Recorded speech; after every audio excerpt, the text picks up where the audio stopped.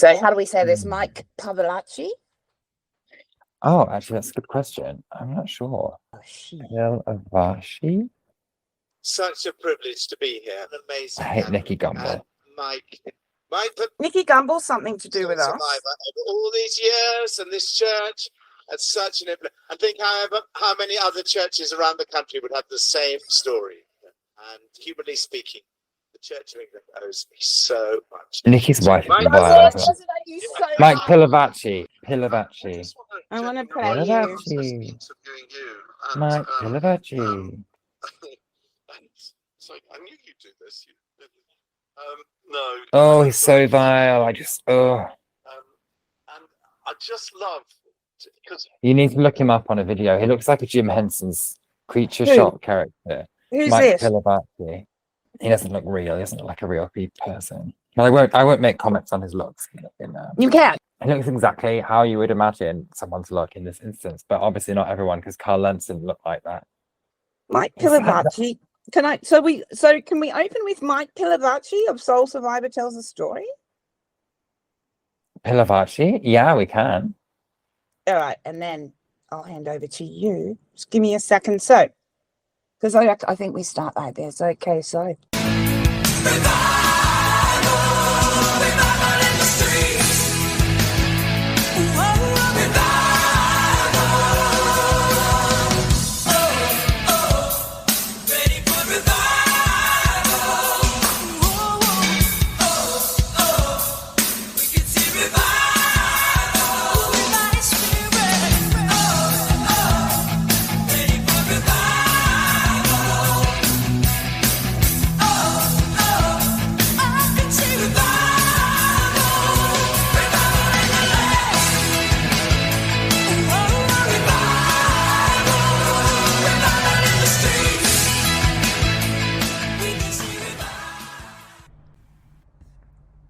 Hello there, leavers and believers.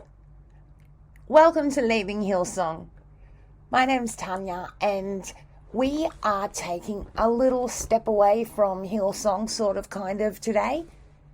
We're going to talk about a recent set of events involving a really big movement in the UK known as Soul Survivor, and a bunch of issues have just burst out recently. So I went and grabbed Drapps, and he had been following it all on Twitter, and he agreed to chat with me. Now, we did this yesterday, Saturday morning. I'm still on first coffee here, and my voice is a little shaky. It's a really, really interesting kind of parallel situation. I will make a bunch of analogies that may or may not make sense. Just keep scrolling with your ears, I guess. Because I couldn't help but be reminded how different things are when it's about men. And, there's always a lot of conjecture. Heads up, there's a lot of grooming behaviours described in this episode. The level of physical interaction may come across as minor, but the dynamics are identical the more I read about this situation. The favouritism, the disappearing of people who were favourites, the closed inner group, the levels of control, all that kind of stuff is the same. And the impacts, as you know, are the same. It's a fascinating case that's happening right now. And yeah, Soul Survivor had quite a lot to do with Hillsong United and at its beginnings, because it's a youth festival movement at heart. So there's a crossover links, and I do like us to jump around. If you're new to this semblance of a setup, Drapps is Matthew Drapper, my UK friend and correspondent. He comes from a fundamentalist background himself, which you can find out more about in A Kind of Empathy. Drapps tells his story there, but we just like to shoot the breeze and review what we see in front of us. He's the author of 2 books. One's called Bringing Me Back to Me, and the other, released just at Christmas, is Lesser Light. So welcome to Chocolate Cake. Mike Pilavachi, a soul survivor, tells a story of practicing prophecy. He was very nervous and felt very unspiritual. He decided he would be more holy before the day so he could hear from God clearly. In fact, he forgot about the day which came around suddenly. On the day, in the room in front of a couple, he listened as his friend, who had a gift of prophecy, gave words to the couple. Then came Mike's turn. However, the only thing he could hear or see in his head was ABBA singing Dancing Queen. He hoped the ground would swallow him up, or that Jesus would return. Neither happened, so he duly gave his word. In the words of ABBA, you can dance, you can sing, having the time of your lives. There was a silence, and then giggles from the couple. Do you want to know why we're laughing? Asked the woman. Mike nervously agreed. Well, I started running a dance class at church a couple of weeks ago, and I was wondering whether I should keep on with it, came the reply. Drapps, thank you so much for joining me late at night. Your time to explain to us all who is Mike Pilavachi and why do I care? Why do I care this week? Hello, hello. Hello. Yes, we are absolutely rocked by scandal here in the UK, even though I think it is probably one of the least surprising pieces of evangelical news that I've probably ever heard in my life. Okay, because you've known this guy you've known about him a long time. I've only ever just heard of him, and everyone's saying that it's like impossible to estimate the extent of his influence. Tell me his story. Who is he?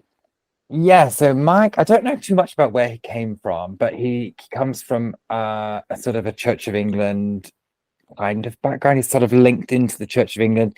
He's loved by the Methodists. He's connected to New Wine. He's sort of got his fingers in all the different pies, all the different types of denominations in the UK and abroad, all around the world as well. Like he used to travel like extensively. He started a youth camp in the UK, which was like the biggest movement, sort of like youth movement. And it was kind of like, I'm not sure of the background, like exactly when it started, but by the 2000s, it was just absolutely huge. They had kind of 2 or 3 weekends a year where like thousands and thousands of young people would get together and camp out and then come to the big tent and sing and dance. And there was miracles and speakers and music and like the a bit like Hillsong, the best like new music writers, songwriters, producers, everyone like that was coming from Soul Survivor. It was like the center of that kind of worship, Holy Spirit,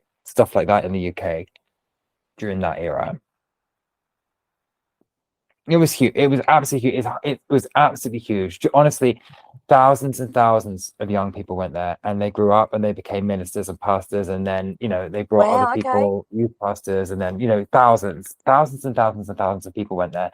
And every night there would be like, oh, sort of 400 people have given their lives to God tonight. Like tomorrow, maybe we can get more. Like, and then the next day it's like 500 more young people have given their lives to God. But it was all this charismatic movement. It was like, come to the front, come and get prayed for, come and get prophecy. I only went once.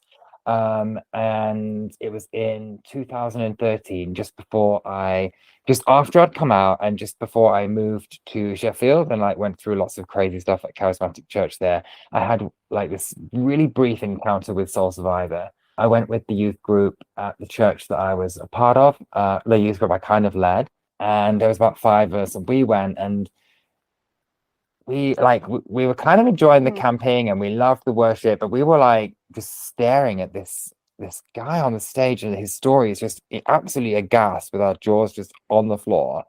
Mike? Even back then, this is Mike Pilavachi, yeah. Okay. Well, everything revolved around him, but just the way that he was speaking, I remember just finding it so like disrespectful of himself, of other people. Like, what do you mean?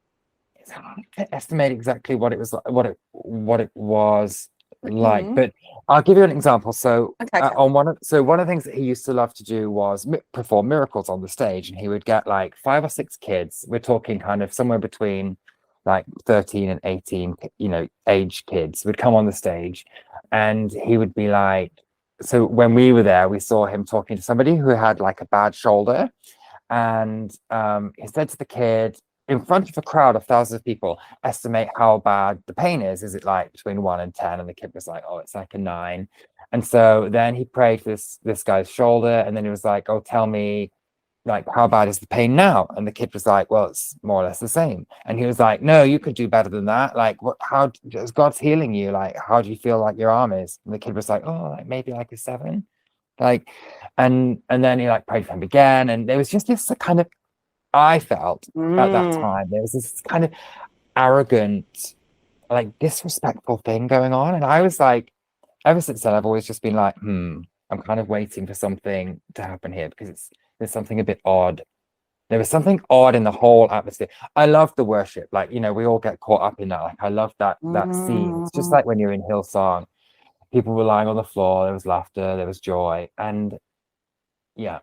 But there was something about it that it was insidious. And before we even got there, we read through the descriptions of like what you're supposed to do and not do when you're on the camp. And there was all these rules about like boys and girls are like not allowed to go into each other's tents, and boys and girls are not allowed to like hold hands or unless they're married. I don't remember exactly what it was, but I remember reading like these really descriptive examples of like what you could and couldn't do, and like there was all this like boys can do this and girls can do this, and me and my campmates, because we were like quite sort of savvy and a bit outside of that kind of world, were kind of a bit like, what is going on? And as we walked around the camp, we were just constantly joking if we saw like a couple holding hands, we were just like, oh, breaking the rules, because it was so like that purity culture thing was so intense that we just picked up on that in such a degree that we were like, oh, you're breaking the rules, you're holding hands.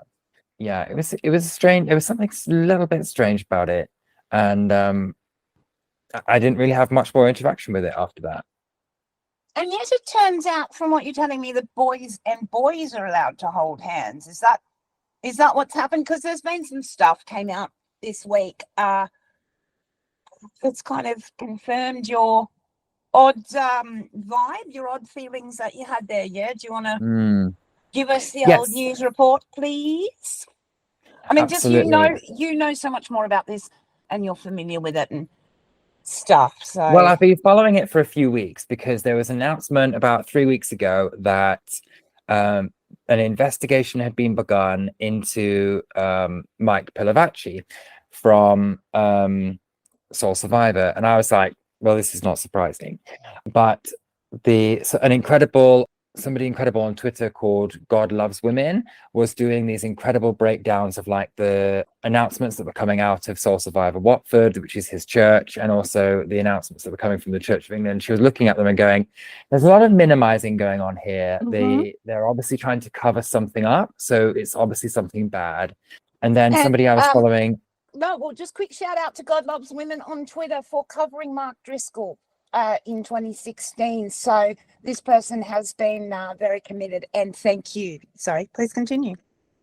God Loves Women on Twitter is absolutely incredible. The work that she does into like looking at statements that churches make and then going, well, actually, this is minimizing, this is victim blaming, this is like, and she's just incredible at how she can just see through stuff. Yeah, wonderful. Wonderful. Really admire her. Shout out. Thank you. Sorry to interrupt you there.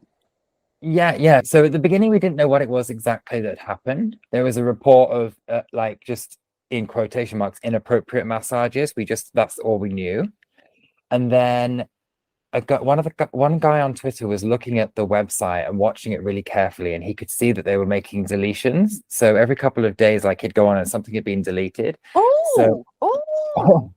There was all these references to people like Andy Croft, who's kind of Mike Pilavachi's like number 2, and he's actually the son of one of the, I think, like the second most important bishop in the UK. And there was originally a reference on the website saying like, oh, he joined Mike's team when he was a teenager and became an intern, and that got deleted. So we were like, okay, so something's going on here with the interns, because there's a reason why this is all being deleted from the website. But do these people honestly think that they can go around deleting. And I mean, I was thinking about it in the old days and just how much room these people had to move before anything got back. Do you know what I mean? If you did something in Lower Hutt in New Zealand in the 70s, it might take 50 years to come out. But guess what, boys, now? Sorry. Yeah. Go No, ahead, you're yeah. right. Yeah. It's crazy that they thought that they could just delete it, but obviously the internet archives everything. So this guy was like, look, they've taken these whole sections about interns off the website. So we were beginning to kind of put together a picture of like what had happened, but we didn't know for sure. And then at the weekend, the Telegraph in London, the main Telegraph, the British Telegraph, the Daily Telegraph, sorry, put out an article about where some of the survivors and the victims had actually spoken up about what happened. And what was going on behind the scenes was that, according to them, allegedly, Mike had his little team of interns, and then he had his favorites, and he would like pick out one or two of the boys to like sometimes live at his home, to be like his like number one. They were called like Mikey's boys, like, and for some of them, they were also being encouraged to have not naked, they're wearing underwear, but like to have like body oil massages from Mike Pilavachi, who would straddle them and do full body massages of them. This is, And you know, what they're alleging has happened. He's not Jack Sprat could eat no fat, is he? I mean, he's a large fellow. He's 65 years old now, and he's not. I mean, he's not small, is he? I mean, it's a big deal if he's massaging you, I suppose. It's not. Yeah, I think he obviously, like, he has a strong presence, and people will do what he asks them to do, and he is the voice of God. Like, he is been made a canon in the Church of England, and you know, he's kind of, the bishops love him, everybody loves him. He has this like intense level of power and connection to God, and he's not a Carl Lentz, let's say. He's not got that kind of magnetic attraction in that way. No. But this is the thing, you can't just assume that because somebody is like athletic, good looking, that they are, you know, abusive or more likely to take advantage of somebody than anybody else.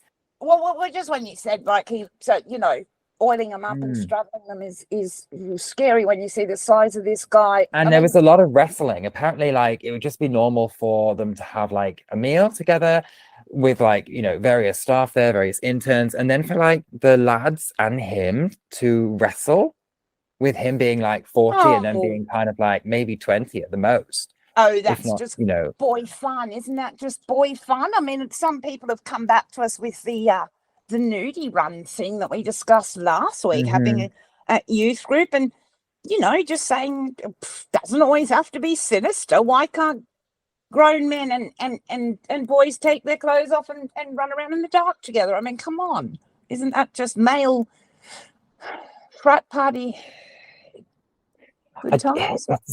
Yeah, it just the nutty runs like from Hillsong just took me by such surprise, to be honest. I was so shocked when I heard about that on your last podcast, because there's a pattern to it, because there was the Irwin camps. They were in the UK.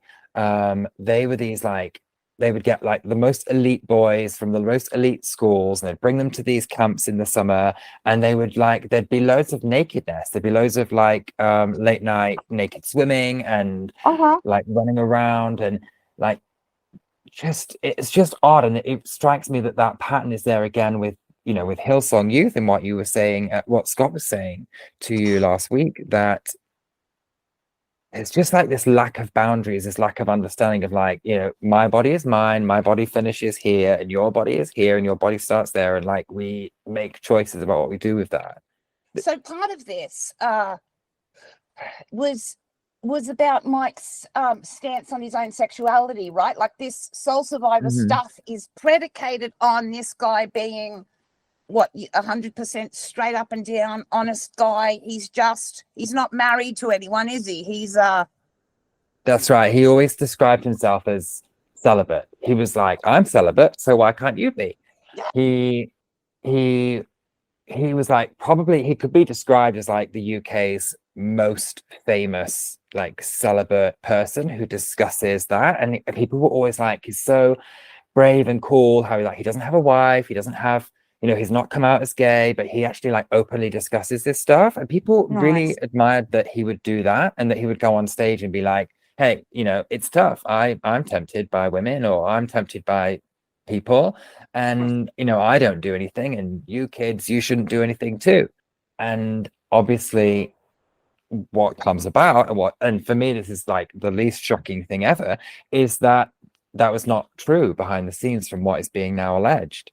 And I'm just not surprised by that, because it happens every single time that you get like somebody who now Soul Survivor was always a bit cagey on how they, where they stood on homosexuality, for example, because they wanted to like be popular, I guess. I can't speak too much to it, but I know that it varied over the years. So at some points they were like very openly homophobic, and then other years they were kind of like, we don't really talk about it, we don't really have a solution to it. But Mike himself was listed on a website called Living Out, which is like a UK kind of conversion therapy website, and he was like recommending them, saying, I love this website, I love the work they do.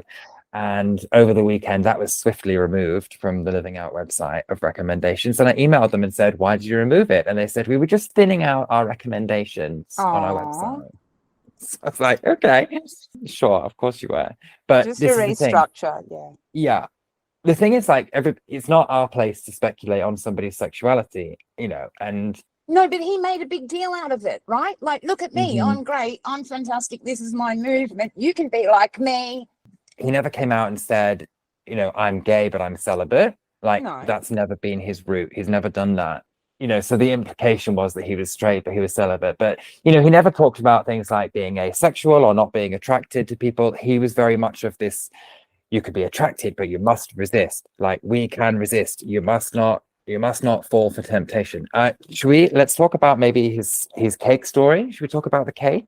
Look, now's as good a time as any to share that special fairy tale Mm-hmm. from my A lot of people, when they think of Mike Pilavachi, they immediately think of this story about the cake in the fridge. And what is the cake in the fridge, I hear you ask? It's not funny, really, but for me, it's like a good illustration of like where purity culture was at in that sort of 2000s to 2020 kind of era. Seems not to age, but yeah, it's the same old. So the thing Yes, was, yes. at that point, they were very open about sexuality, in that like they were like, yeah, people are attracted to people. Whereas before that, they might have been more like, okay, we don't talk about this. So in a way, that was a step towards having those conversations about sex and sexuality. But in reality, it was just so icky. So I managed to find a transcript. I think I can't speak to how accurate it is, but this is a transcript I found on a website of the cake story. So it said, this summer I went to an event in the UK called Soul Survivor, and I want to share a story with you which Mike Pilavachi told us there. I had this triple chocolate cake for my friends that were coming over, and it was in the fridge to thaw out. I went to get a glass of water and thought, why don't I just open up the door and check on it and see how it's doing? I opened the door and I was taken aback because the cake said, hello, Mike.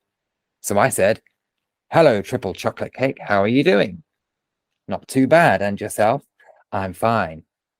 We continued to talk about these normal things that cake and people talk about, like what is it like being human, and what is it like being a cake? After a while, I said, well, I'm tired. I really only came for a glass of water. I must get to bed. Don't leave me. It gets so boring here with only a couple of fruits to talk to. Aw. They don't converse very well. Well, what am I to do? I asked. I know. Take me out of the fridge and put me on the counter. We can have a nice chat. Then you can put me back, he replied. So we talked for a while, and then I said, listen, Cakey, because by this time we were getting intimate. Are you defrosted? There's only one way to tell, he said. Stick your finger in my cream and have a little taste. It will only be a little taste. We can cover it over again with more cream. And I thought, well, it's all right. I mean, we weren't taking it all the way. So I stuck my finger in Cakey's cream and had a lick. Then I said, well, your cream is defrosted, but I want to know, are you deep frosted deep down in your middle? He said, well, there's only one way to know for sure. Why don't you cut off a small slice of me and taste it to see? I can't do that, I responded. But no one will ever know. You could just cover it back up with icing, he said. Cover So it I back got out my up. knife and I took as small a slice as I could muster. That night, one thing led to another, and Cakey and I became one flesh. The plate with its spongy crumbs, the spoon with little bits of cream, and the knife all screamed, murderer. I thought, what have I done? I killed Cakey. As I lay in bed that night, tossing and turning, I knew what went wrong. I opened the fridge door. Now, you may have picked up that Mike was not talking about chocolate cake in this parable. No, so you're not a middle-aged woman, so you don't like he was, right? But there's other stuff like, you know, I don't have those conversations with the cake. Sure, it's over, done and dusted. But well, okay. What the hell? I don't know. What was the response to that story from People went wild for it. People went wild for it. People loved it. It was like, people thought it was the most hilarious thing. I think, you know, with him being like a larger gentleman and him talking about his like lust for cake, people were like, oh, this is hilarious. This is the best thing ever. People just found it really funny and really hilarious. And but it's just, it leaves that, I want to say, bad taste in your mouth. It really is just, it's this thing, and it's this is what frustrates me about purity culture. It's this idea that in a relationship or in a lust encounter, there's you, and then there's this evil, sexy being that is trying to tempt you to do something that you don't want to do. And if you look at it, then you're going to do it. And if you engage with it, then you're going to do it. And and it's also this thing where it's like, okay, instead of having healthy relationships with other people, I'm going to put up all these boundaries, but then one day the boundaries will slip and I will go and have sex. And then I will go, oops, I'm so sorry. Why did I do that? I'm such a terrible person. I feel so guilty. I'm so sorry, God. I do apologize. God will say, you're forgiven. And then he'll be back to square one, put all the boundaries back up again. And then, oops, I've done it again. I feel so guilty now. Like, but you could actually have been having like healthy relationships, whether they're sexual relationships or not, based on your choices and your decisions and your interaction with that person. And also, the other person exists. Like, they're not a cake. They're not just a sexy evil. Like, that's supposed to be a person, and you're supposed to be, you know. So for Mike, you know, in these alleged scenarios, assuming that he has these temptations towards wanting to be intimate with people, and he's like, no, no, no, no, no. Suddenly he finds himself body oil in hand, and it's like, no, because it's not just a case of like he shouldn't have opened the fridge, but he should know that like you don't have chocolate cake in there in the first place. I mean, who's doing his shopping? I mean, that's we need to dig further deeper. What was it? You never even asked. Why was the chocolate cake there? Yeah. Who put it there? Who led that? But also, but also the chocolate cake can be there. That's not a problem. The chocolate cake was never the problem in the scenario whatsoever, because I mean, you know, for a start, it's a terrible attitude to have towards food, because, you know, you should be making good, healthy choices about what you eat. It doesn't mean that you can't have chocolate cake and that there's something wrong with you for wanting and desiring something. You know, you absolutely desire chocolate cake, absolutely desire to have sex, healthy choices. It just sounded like such an American story as well. Like, you know, I really do think that most people have compulsive behaviors. So there's this whole idea of addictive personalities, and some, you know, like some people are and some people aren't. I really think, you know, everybody's got really strong compulsive behaviors, things they really want: food, driving, success, sex, fame, money, power, whatever. And it comes out one way or another. And, you know, this is a very, very sad situation. Now, before, and I did say to you briefly last night, I mean, I have to say here, look, we've advanced, we've evolved now, and now that there is a hint of a fresh scandal, there are stricter kind of protocols being applied. There are less excuses being made. I mean, I read through a thread on Twitter, with somebody really weighing up the whole thing. They were saying they were a youth leader that took kids to Soul Survivor. Were they totally duped? Were they scammed? Was this any good at any point?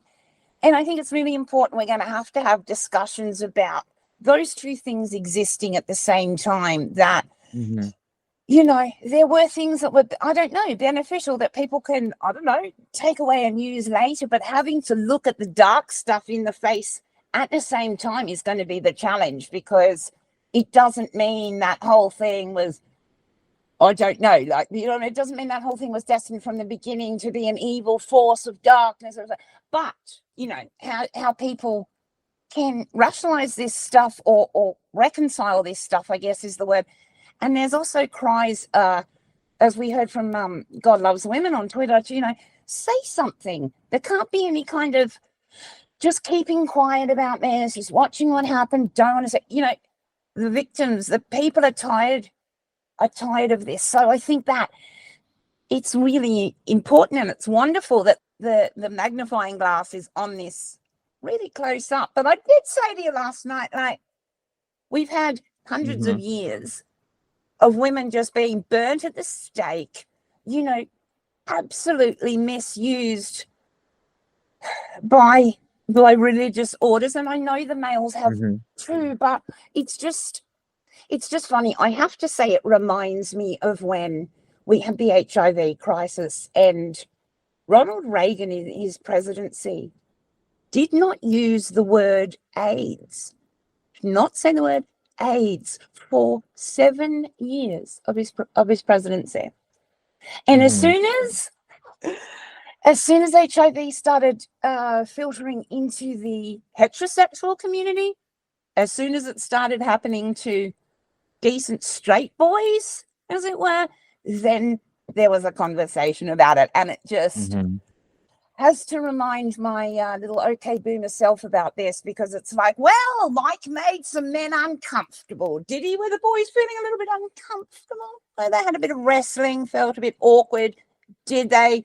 Welcome to our world. Right, that's my bit of spiel out there. Did any of that make sense? Yeah, absolutely. And well, say something, young man. I think it's like, we've become so inoculated against finding it shocking when things happen to women in a way, and that's terrible. And I think that people like the press and people in the church are just like, and this is they were like, gay scandal, like we can do a gay scandal about this, like, okay, we love a gay scandal, so we're gonna drag out a gay scandal across the press, because like there's nothing the press love more than an outing. Like they just love it, they love to do it. And so they see something about a priest has abused a woman, like, we've done that story, so they don't want to run the story, but they're like, a gay scandal, you say? Yeah, but this isn't about this is about fine, young, decent, straight Christian men being preyed upon. And that cannot happen.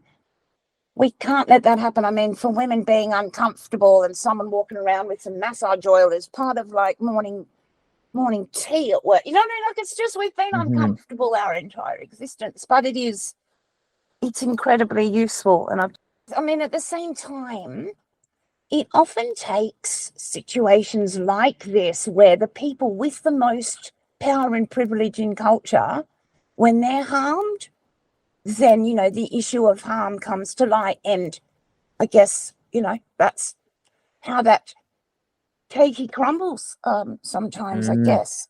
Yeah, I hear you.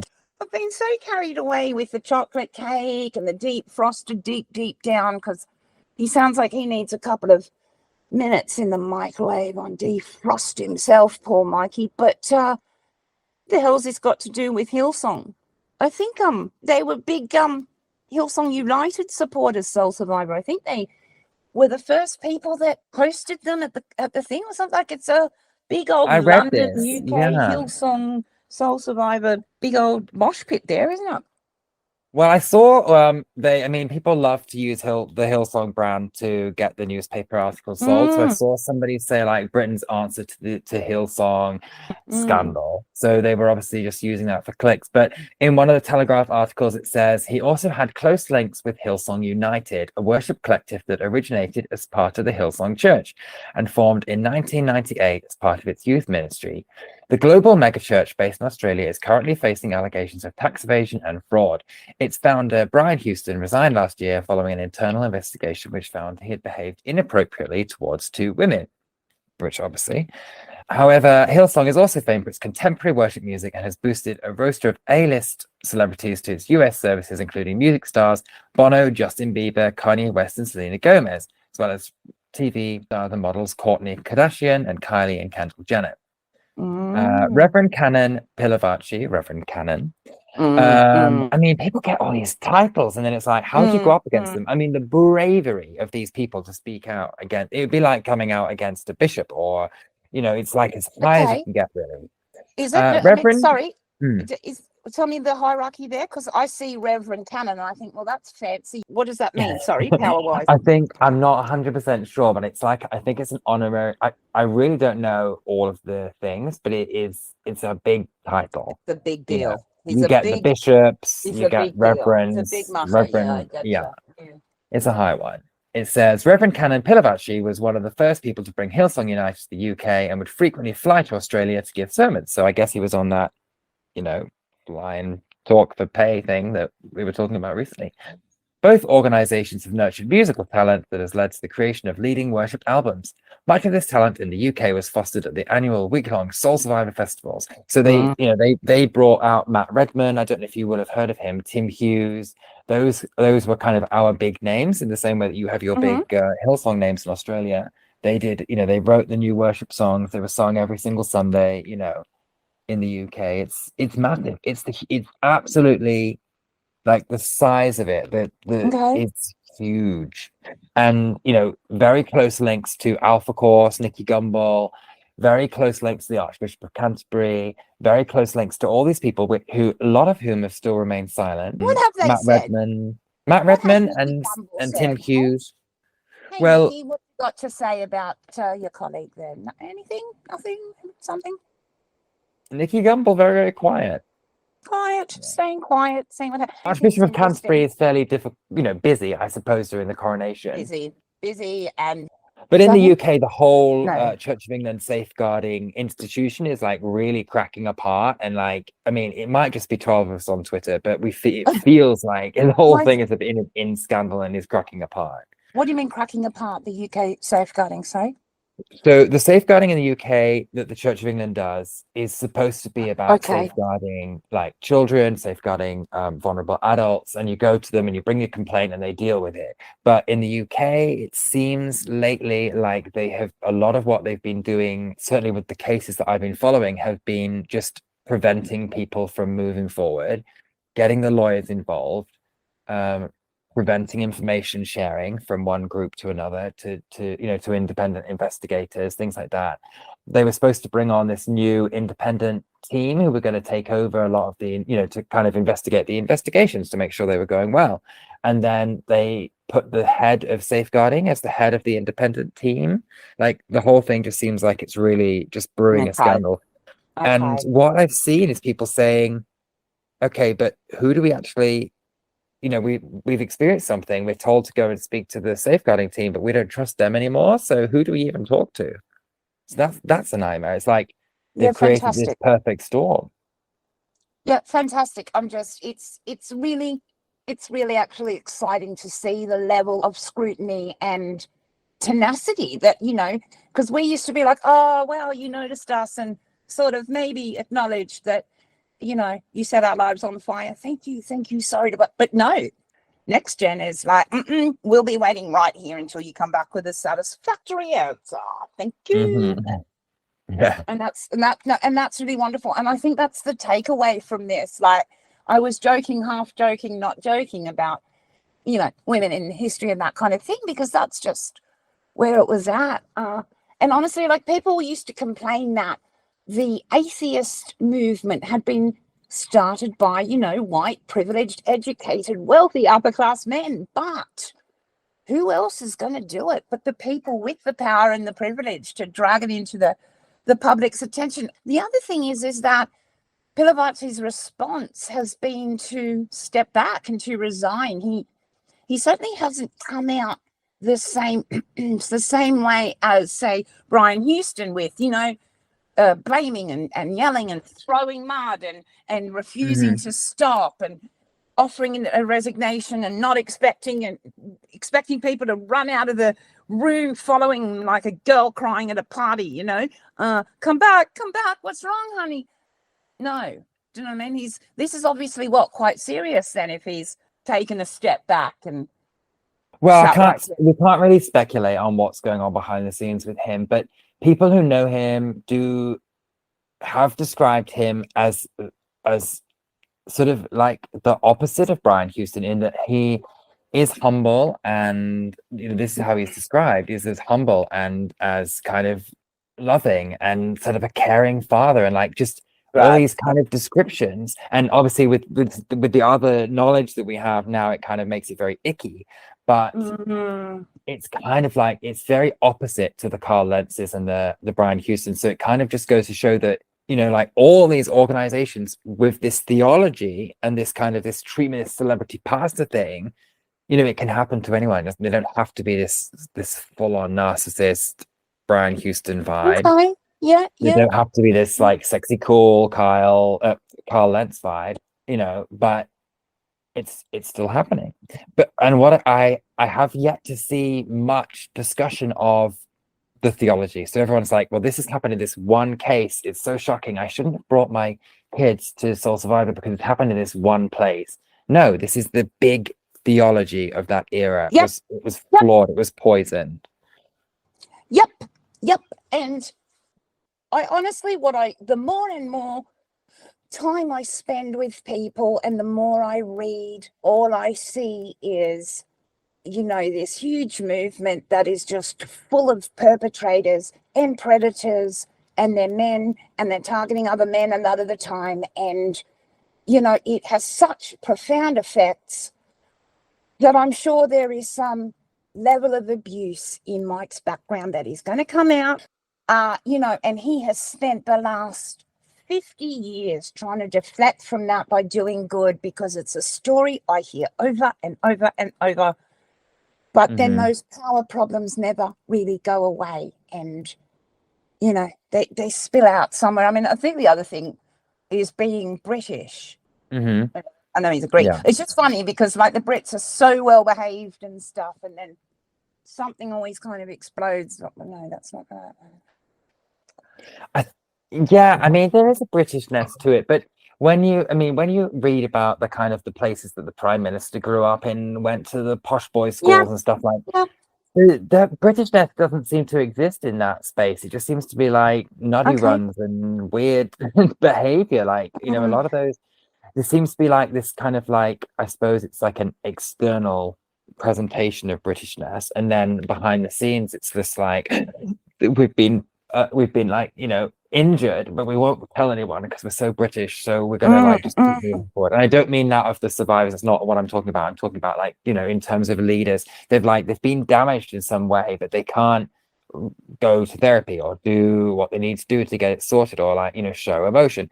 So instead they just seem to be bottling it up, and then like you say, doing incredible work, and why, and this is the story that we see over and over again. It's purity culture. That is purity culture. It's, I don't know if I articulated that properly, but I just, there's just case after case after case, and it just has such profound effects. And I started explaining just a couple of the stories around this stuff to one of my non-Christian friends, and before I'd even kind of got through like 2 paragraphs, they were like, and was he abusing these interns? And I was like, oh, you got ahead of me there, but like, this is what was happening in that environment. And he was like, yeah, it's no surprise, because, and you know, whenever you describe the stuff that goes on inside Christian environments, prophecy, you know, like, oh, some of it is crazy. And well, not crazy, but when you explain it to other people, they're like, that could be taken in a really abusive way. So I know that Mike would go up to people, it has been described on Twitter that he would go up to people and say, God says you're going to join our team, kind of thing, like those kind of prophecies.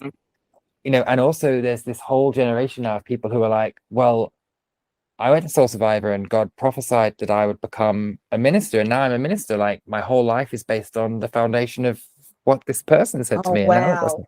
Okay. So that's been shaking people to their very core, like really scaring people in the UK in the last couple of weeks. And I really, really feel for people. I really, really do.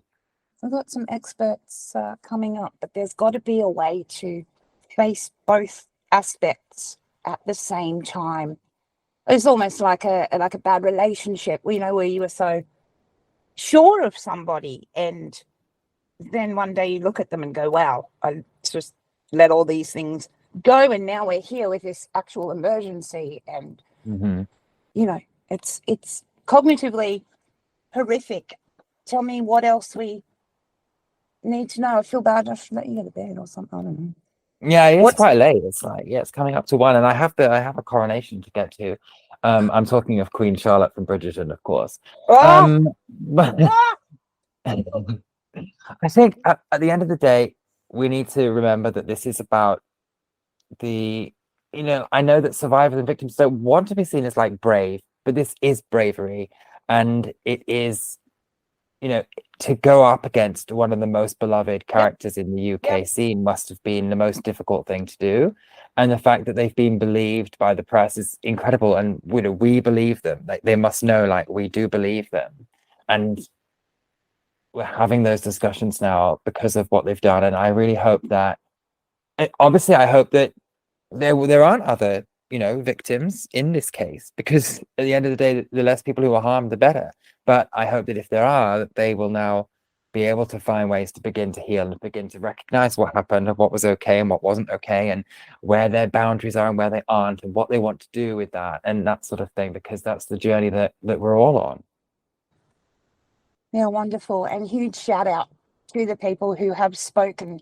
You know, I have noticed this real, like I said, that real evangelical kind of guilt about not going out there and telling as many people as possible and confessing your kind of sin of, you know, it's not a sin to stay quiet and look after your mental health, but there are people that, sorry, I mean, my feeling is very much that the people who have benefited from the systems when things were good have a responsibility. We can't make any money. Have a responsibility to actually take a stand and say something publicly, because there are so many people who can't even speak, who can't even think about some of the stuff they've been through. So it, you know, it always really, really counts. And we, you know, we will demand higher standards from people who either sit on the fence or, you know, don't want to rock the boat, or any metaphor you want to take. I don't think it's good enough anymore. And this episode shows that,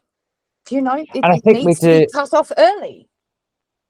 Yeah, I think we demand a really high response. You know, we put a high responsibility on the people who've put that on themselves as well. So they're like, you know, I am God's almighty voice on earth, the Bishop of Canterbury, for example. Yes. It's like, you know, did God not tell you something about this, like, at the time? Like, you're speaking from God, but you didn't see it? Yeah, but even if he didn't, and all you knew was where people should spend their money and what land you needed to buy, now you can say something. And, you know, if you've been taking the paycheck, ding every month or second, whatever it is, guess what? That counts. Also, I want to see this investigation. Like, I want to see somebody putting money into making sure that people go out to the foreign countries that Mike went to and they check on the young people from those places.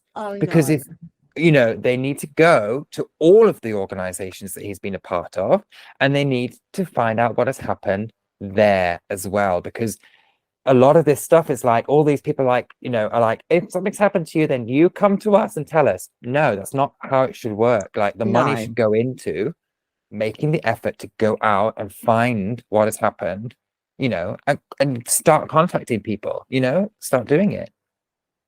It Yeah, worries me. absolutely. It's a worry. There needs to be a system that is implemented every single time. This is what we do. Do you know what I mean? It's enough of this. Oh, yeah, well, we conducted an internal investigation and found nothing. Mhm. I'm done. And I know that there's people who are worried about the whole, we've all judged the situation immediately based on the voices of just a few people. But I think what it says about us and the way we've seen it is that this is the logical outcome of that theology and that behavior. Therefore, it seems logical that this has happened. Where, that's the judgment that we're making, if that makes sense. Yeah. We're not just saying we hate this person. We're not just like, oh, blah, blah, blah. We're just saying, this person was behaving in this way, was teaching these things, was holding people to a standard that they could never have got to themselves, was kind of, operating in this cult-like atmosphere. Of course it was going to happen. So when it came out, we're like not surprised by it. I think that's why people are very, very quick to go, yeah, this makes that tracks. Well, the literature has demonstrated for a long time that if you have fundamentalist religious beliefs and you mix that with alcohol, you will get child abuse. That it's the formula. It's there are certain social predictions. It's not exactly a science, but I tell you what, it's not far off. Thank you so much for your time. You'll keep us up to date. If anything scandalous suddenly happens, you'll come flying in the door, won't you? Of course, I'm always here to chat to you. And people should definitely follow God Loves Women on Twitter. Yeah. Who's just doing the best analysis of this at this time. I'm going to go see what's in the fridge when I open the door. Okay, I've got to go. Bye then.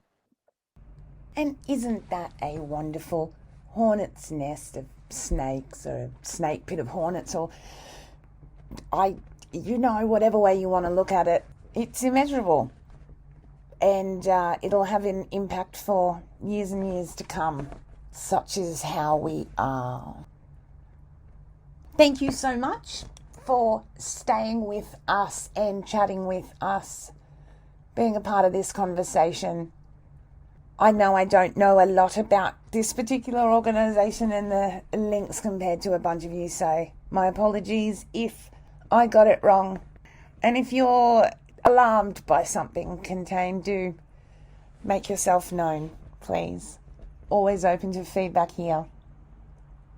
Another thing this episode has raised again is this topic that seems to be coming up more and more as dust settles and people get, back into the routine, and after the, immediate shock of what is this, the questions linger, like who stayed loyal to what and who was responsible for what, and can two things be true at the same time, and what's that all about? And so for a long time I've been hinting at extra content because I actually had some tech problems, but those have now been resolved. So please stay tuned to social media. I found the most fantastic expert on the system of enabling, where you've got a perpetrator at the top and then you've got that entire system of people, who take up various roles in making that system thrive and in covering up and concealing where it's gone wrong. And when I found this person, I was so blown away by the level of his work that I just couldn't proceed happily. He doesn't get any kind of tangible recognition for the 15 years of work that has gone into developing this theory. So I'm going to take advantage of the Platforms Plus program, where you can purchase one-off episodes. Leaving Hillsong, we try to do everything the opposite of Hillsong, and I don't actually have an honorarium for anyone anyway.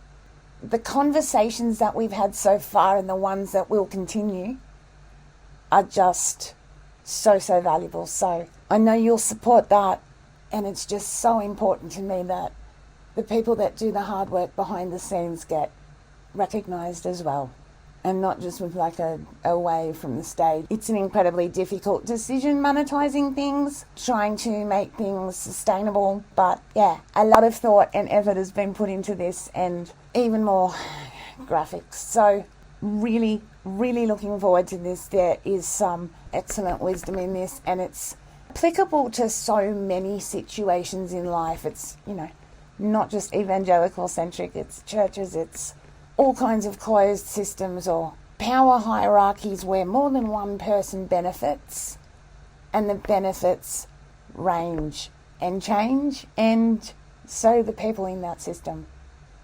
So yeah, if you're struggling to make sense of what just happened and how can good people be in a bad system or bad people turn a good system, how does that work? These will be the pods for you. And there's loads more. That's just the start.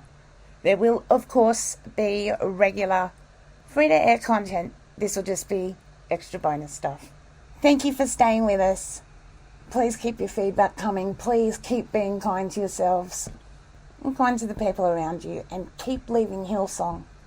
It's been really cool talking to people about their different reasons. So, you don't have to justify anything to anyone.